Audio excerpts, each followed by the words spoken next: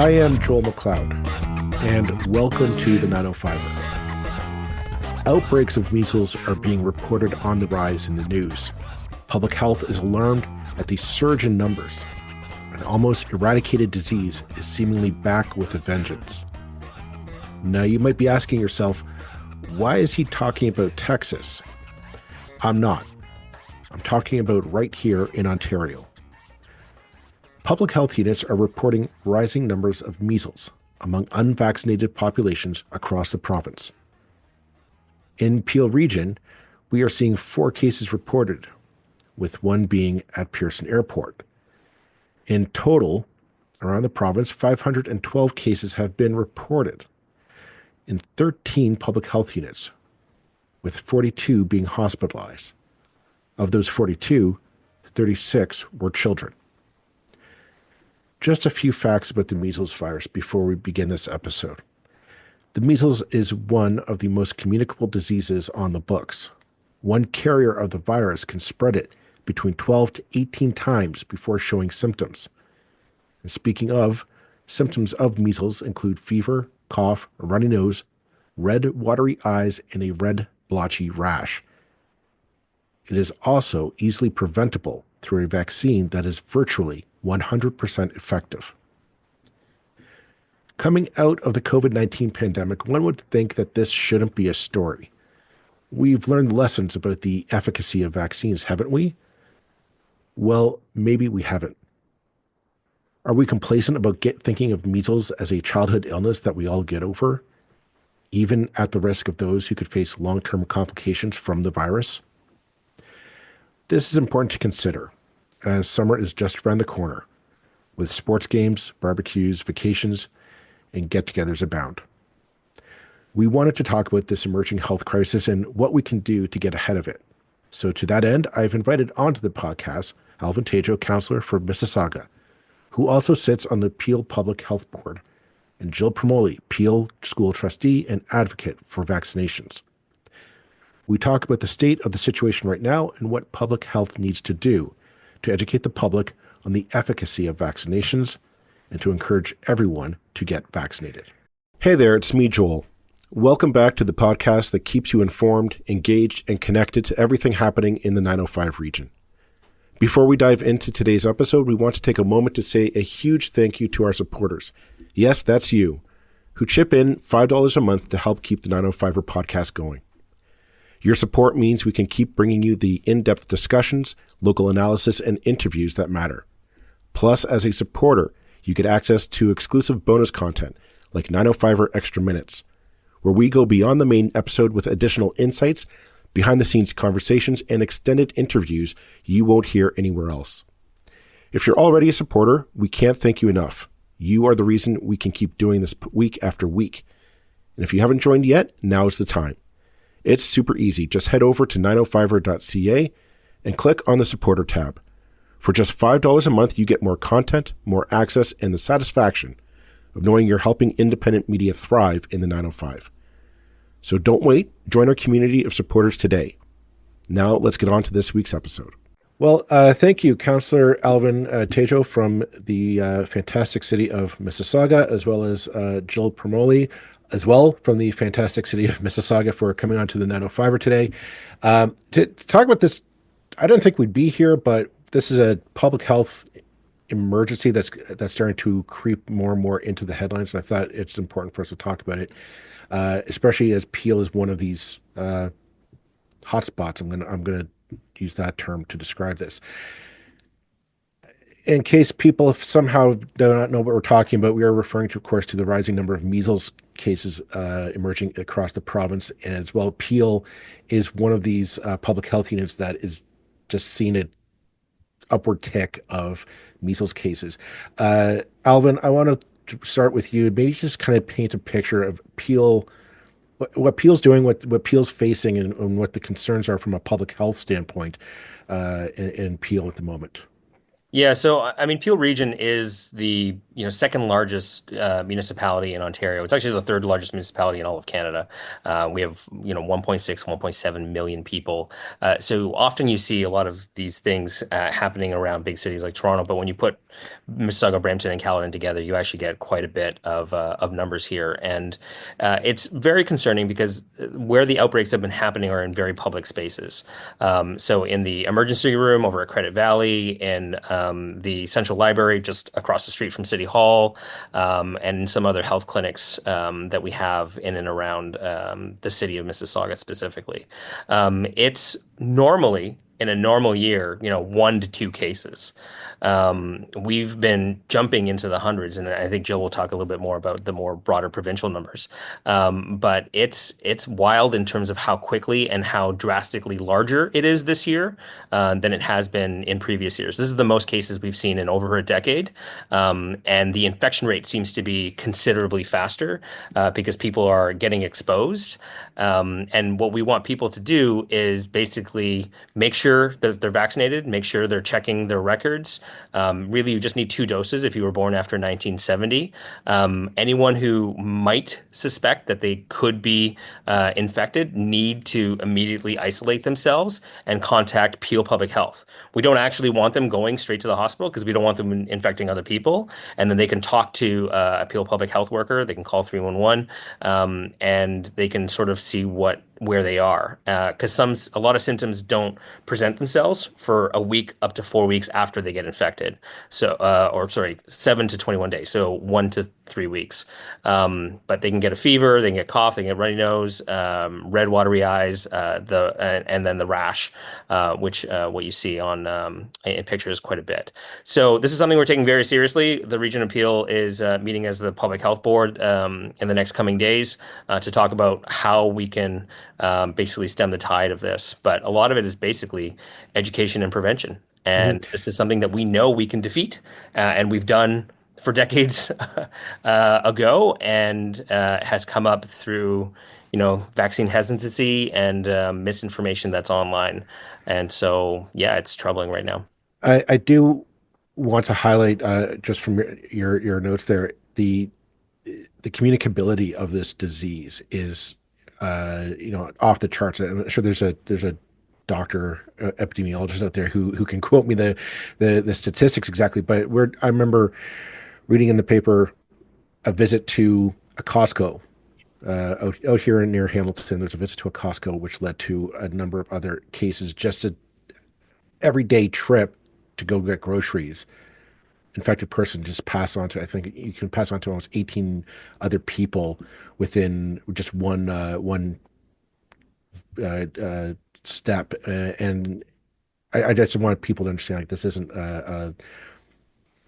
is a very highly communicable disease. Jill, I wanted to bring you in because I know your background. You are a fierce advocate of vaccinations. During the pandemic, I remember seeing a lot of you were very fiercely posting to encourage people to protect themselves using vaccines. Can you give us your insight and your knowledge on this? Because I know you're very active on this one. Can you kind of give us your messaging on the importance of vaccinations and the reason why these vaccines are gonna, can protect us this time around as well? Yeah, absolutely. So some people might be familiar with me because I have been advocating in this space since 2016 at this point. So just a quick background. In 2016, we actually lost one of our children to a school flu outbreak. And so he had been vaccinated, but we know that the flu vaccine is not it's not as effective as most vaccines simply because the flu is a moving target. It's a very unstable virus, which means that from the start of flu season and even earlier from when they begin to identify what flu viruses are, which strains they think are going to be moving through a population, it changes so much. And so it makes it very difficult to formulate an effective vaccine in a season because it's such a guessing game. And so they're pretty good at that game considering how quickly it shifts. But it can't be like right on target because it does change so much.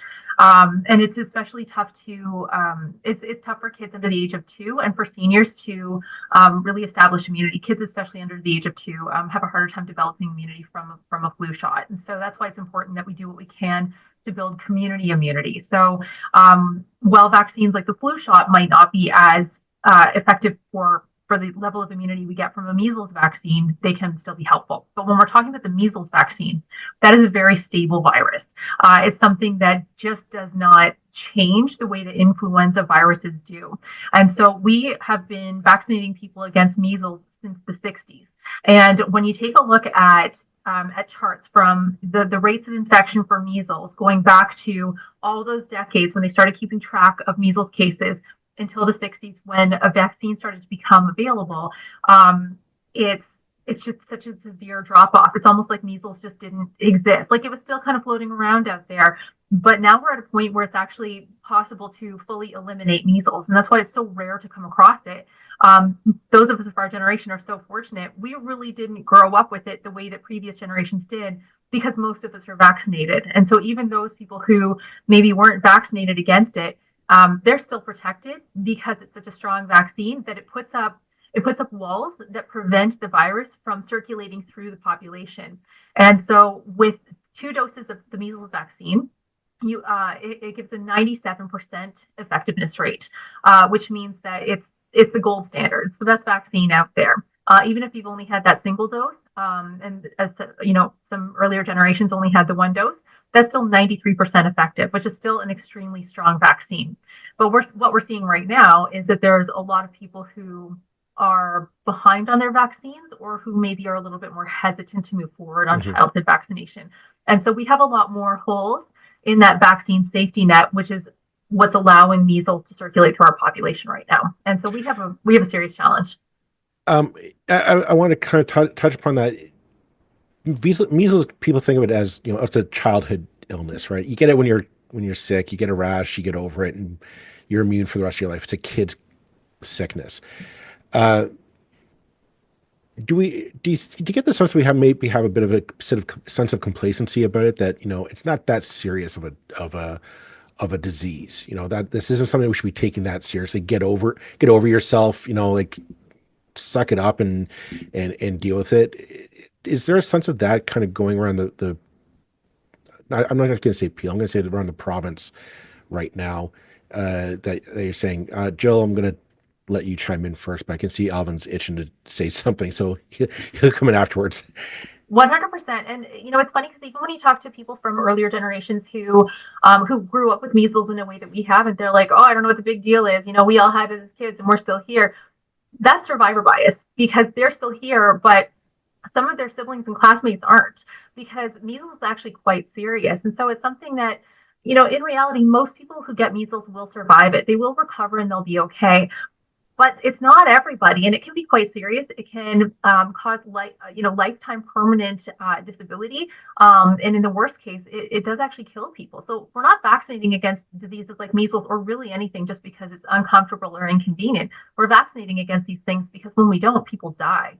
And so that's why it's so important that we're keeping in mind, like, we don't go through the process and the expense of vaccination just for fun and because it's a rash and nobody likes getting a rash and not feeling well for a couple of days or whatever. It's because it's actually quite serious.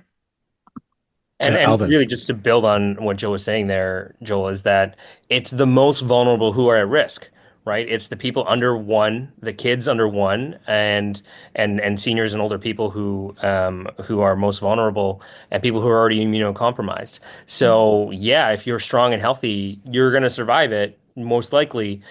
But, don't you care about your friends, your family, your neighbors?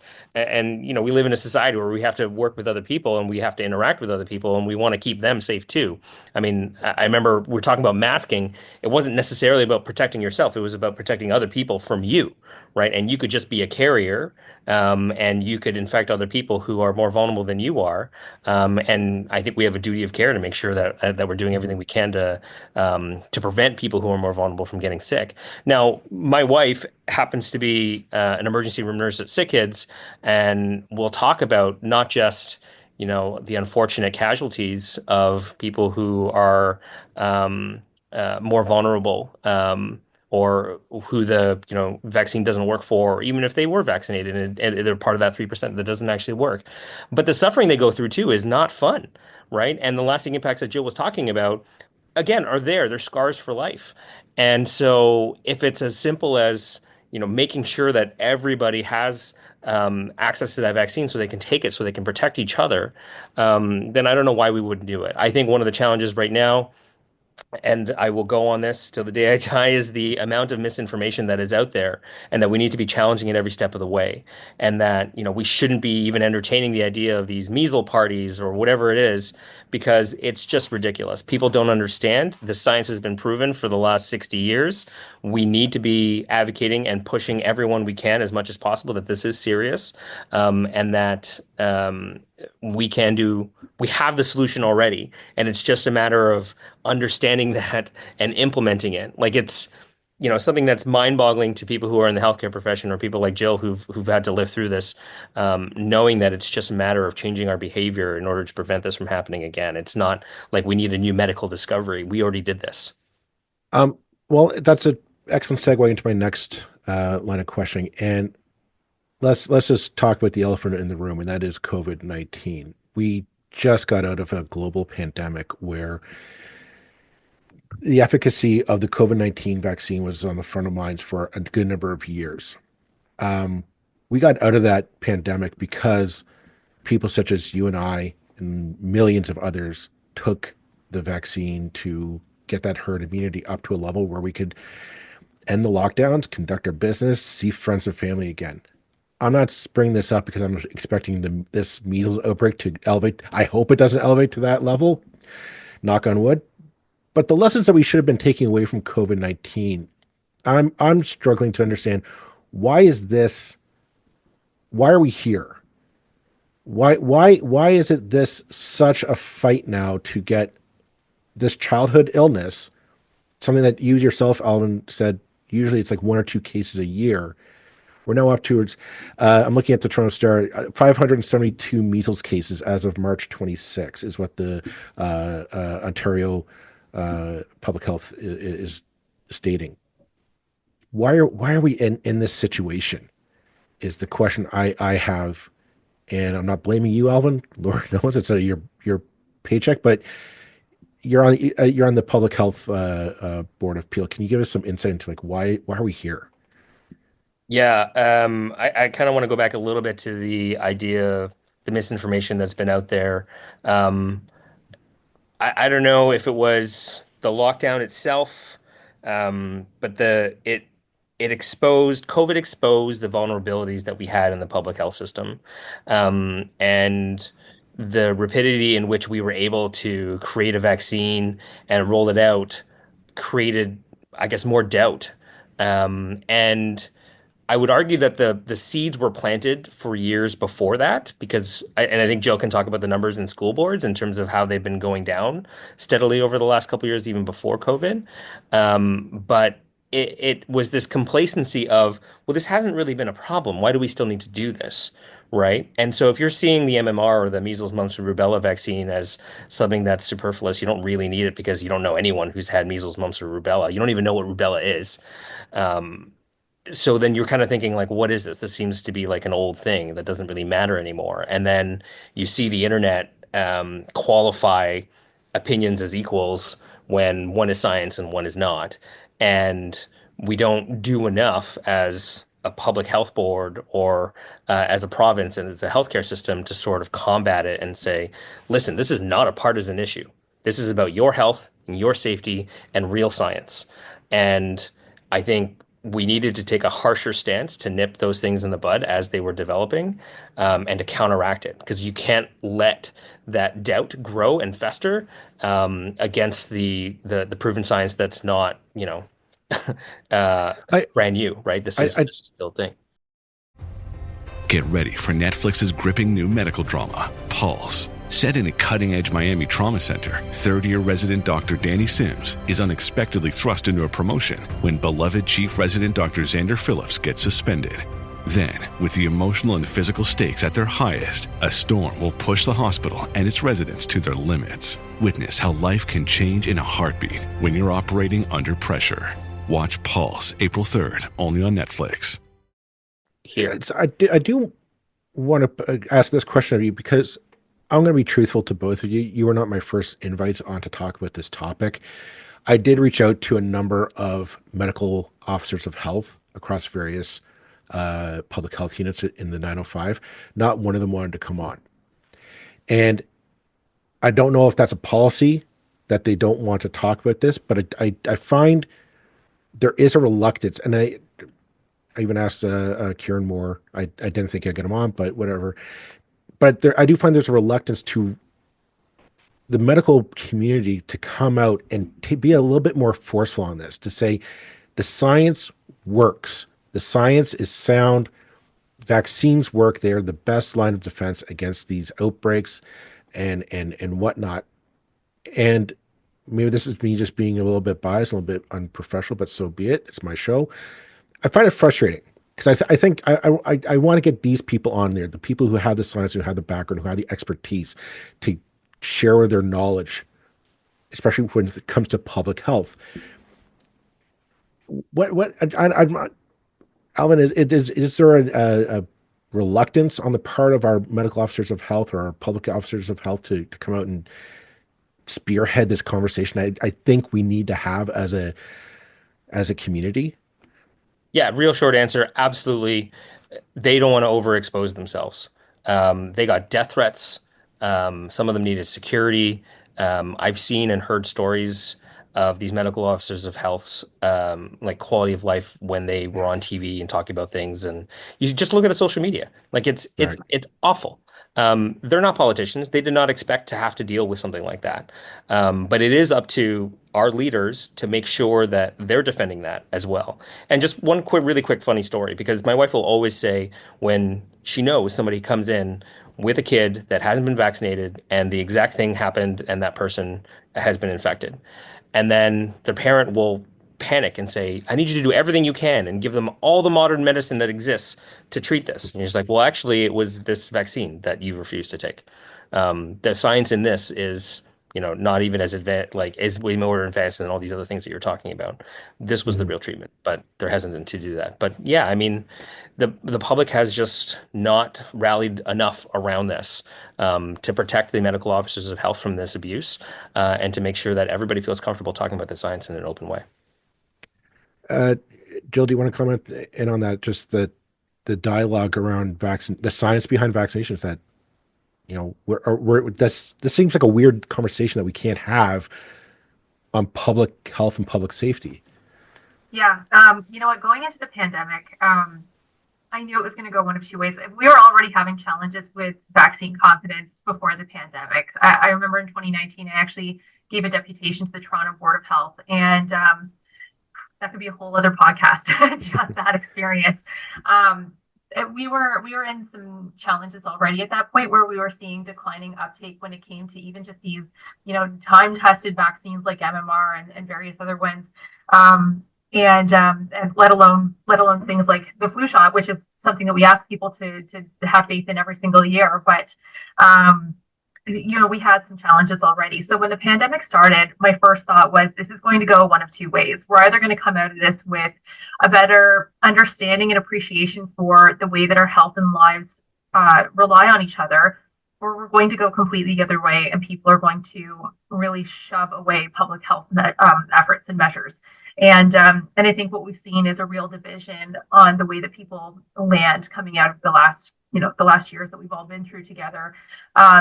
Nobody had a playbook in the way that we were going to handle this. I think right in the beginning, I think a lot of people were very grateful for our medical officers of health and the way that they're handling things. But I think there was just so much stress and anxiety around the pandemic in general that at some point people took those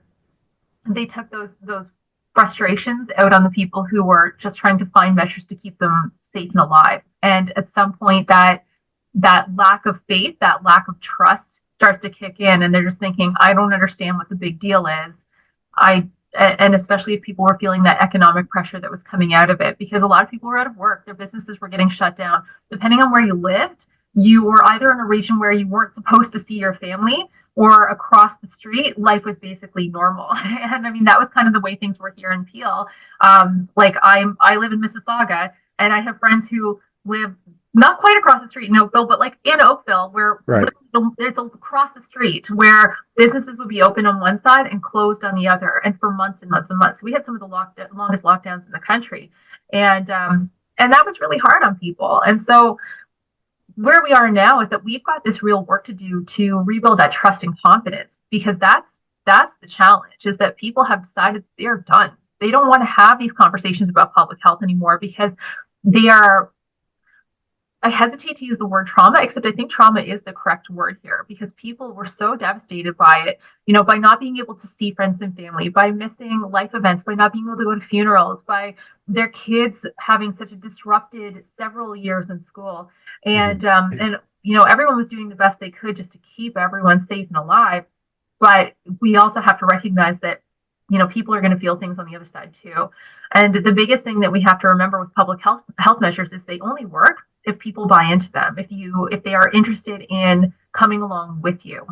And we were losing that trust and confidence the longer that things continued on with the pandemic. And that's where you really started to see more anger. But the two most powerful tools that we have in public health are information and trust. And we've got work to do on both of those. We need to make sure that people are hearing the information that they need so they can protect themselves and communities at large.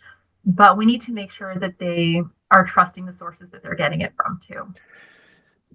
We're coming up on the end, and there was one area that I did want to touch upon, and that is in the realm of public schooling, in that a lot of people are wondering about, when you want to put your kid into a public school, the public school board asks for a vaccination record and to keep it up to date.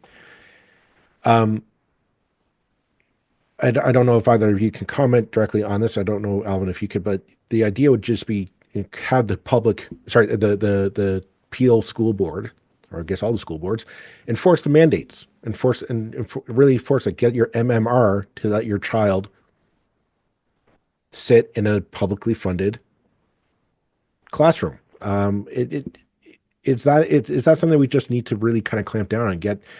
Because I know some boards are timid to enforce that. I know in my school board, they are enforcing it. I got a letter saying get your kid vaccinated. So is that a kind of a way forward, just to good old fashioned get your kids vaccinated to get them into a public school? Yeah. I mean, I'll let Jill answer most of this because she's the school board trustee. But from my experience as well, my kids go to school in Halton there too, Joel. And you get that letter, and it's like, oh yeah, I forgot, I got to update these things, and we go and do it as quickly as possible. But the problem is the exemption. You get that letter, and then if you don't believe in this, if you are hesitant for vaccines, you can sign that sort of saying, my conscience declares that I don't believe in this and I don't want my kids to do that. Mm-hmm. So then suddenly you have schools with maybe only 70% take up in terms of the vaccine, and that's not herd immunity, right? Right. So, disclaimer, I am a trustee, but I am not participating in this in my capacity as a school trustee, because I'm not the chair and cannot speak on behalf of the board. Disclaimer there.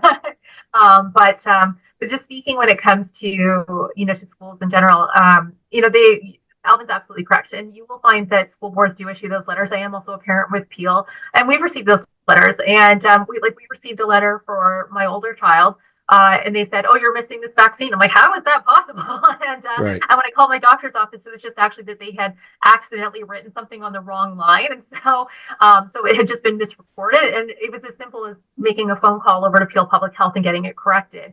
But it's true that yes, we have a list of required vaccines for attending schools, but you can also have an exemption. So there's two parts to that, right? And I think that's where we come back to the biggest thing that we have to be working on is making sure that we're doing a better job educating people about the importance of vaccination, and making sure that they're trusting in the information that they're getting. And part of the challenge too is that so many of these kids who are in these younger years of education right now, they missed a lot of regular checkups during the pandemic. So I think that's a big part of the problem that we're having at this point, because they weren't going in for those times when they would get those, those regularly scheduled vaccines. And then what happens to their schedule? And so when we see that 70% of Ontario 7-year-olds don't have their MMR vaccine right now, I mean, that's where we're going to have a problem. And when we see how quickly it's moving, so from October 28th to March 13th, we had 372 cases of measles. And from March 13th to March 26th, we added another 200. So Joel, you're exactly right about the reproductive number. It's 12 to 18 people that you can pass it on to. A room remains infectious for up to 2 hours after a person with measles leaves it. It's something that is so easy to pass on. It's completely different than other illnesses that way. And so it's a real problem. And the incubation period is quite long. You typically see symptoms by 14 days, but you might not see them for a week or a little bit longer than that too. So, and one of those cases, Joel, was at Pearson in Mississauga. Right. So imagine how many people you have to be like, were you there on these days? I mean, come on. Like, Yeah, we're good talking luck to about you. a place that has tens of thousands of people every day. Yeah, absolutely. This will be my last question for this episode, and I'll throw it open to you, Alvin, first. Jill, you can follow up, but are you thinking that the province needs to do more here? Because while I have you on, because Peel is higher numbers, you're not the only public health board that's dealing with this crisis. Are you hoping to see a bit more of an effort put forward by the Ministry of Health to, whether it's a public relations campaign to encourage vaccination uptake, vaccination education, or just a change in policy that says, you can't opt out of public a tax-funded public school? Are you, or what are you hoping to see from higher up the food chain, Alvin? Yeah, absolutely. We need to see more leadership from the provincial government in a much, much, much larger way than they have been.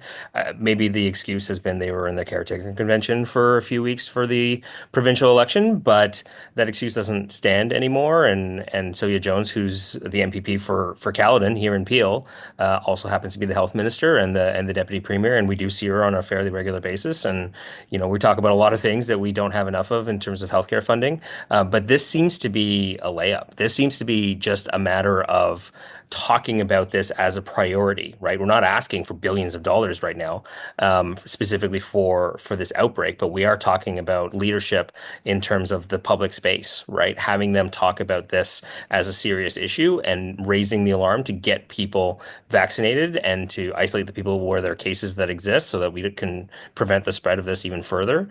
That is up to the province. We can't do that, and no health agency can do that. Health board can do that on their own. You need the sort of weight of the provincial government to step behind it and say that as part of their press conferences and their daily news briefings, so that people really understand that this is a problem that exists and one that the solution is their action, right? And that doesn't require any other, mass movement of immunization clinics or anything like that. That already exists. All the infrastructure exists for us to do this right now. The vaccines exist there for us right now. We just need people to act, and we need the province to lead the way. Yeah, and Alvin, you're giving some generous leniency there, because this outbreak started on October 28th. So we were not in caretaker mode all the way back to then. This is something that needs to be an ongoing effort. We really didn't see much of a flu prevention campaign from the provincial government this year either.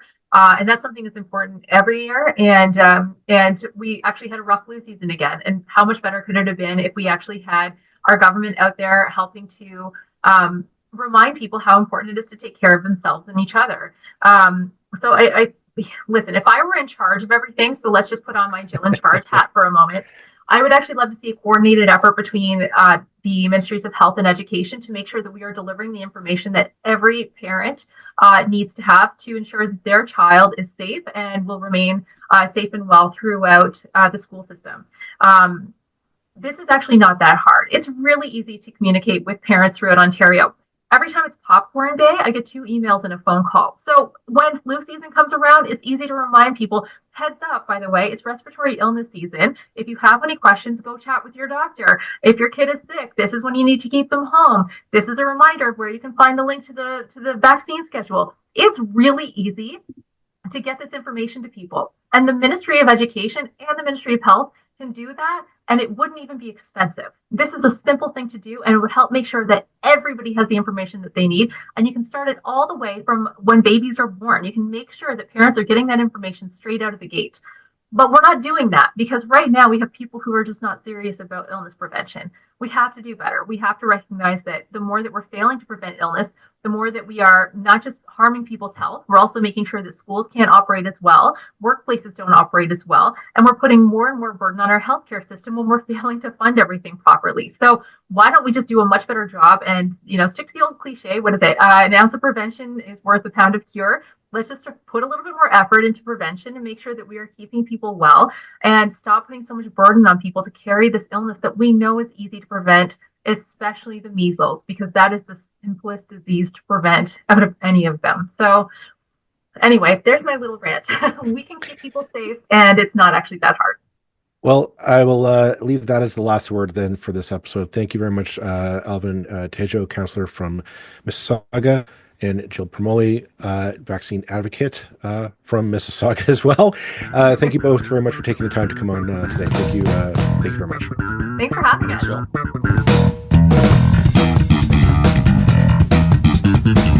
That's it for this episode of the 905er. Thank you for listening.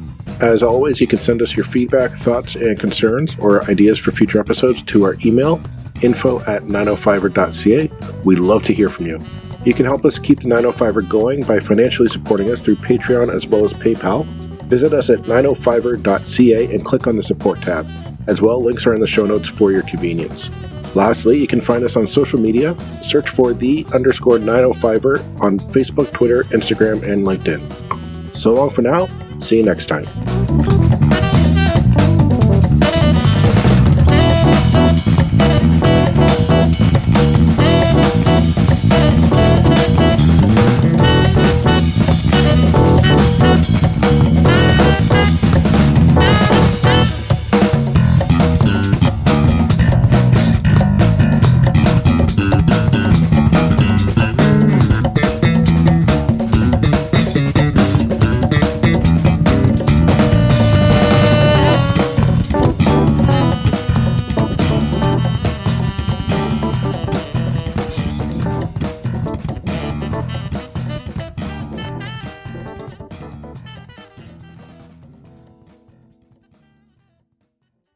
Are your poor communication skills holding you back from being the leader you know you can be? The Master Communicator is a podcast that can help you improve your communication skills in just a few minutes a week. I'm David Tyler, a broadcaster and communication coach, and each week I deliver bite-sized masterclasses for busy leaders like you. Each episode is packed with practical techniques and strategies to help you navigate challenging conversations, delivering impactful messages, and inspire your team. Whether you're looking to enhance your executive presence, build a culture of trust, or simply lead with more confidence, the Master Communicator is your go-to resource. Subscribe now and start your journey to becoming the leader you were meant to be. Transform your communication skills, one episode at a time. Hi, it's Ashley and Jess with Wellness Reality Check. We are two health practitioners, moms, and best friends trying to navigate the world of holistic health in a balanced, productive way that brings health to our lives instead of dogmatic extremes. We'll be breaking down health trends, interviewing your favorite health influencers, and always keeping it real. We hope this podcast brings listeners back down to earth, providing a dose of reality in the often idealized world of health and wellness. Wellness Reality Check. Follow the show now on Apple Podcasts, Spotify, or at wellnessrealitycheck.com.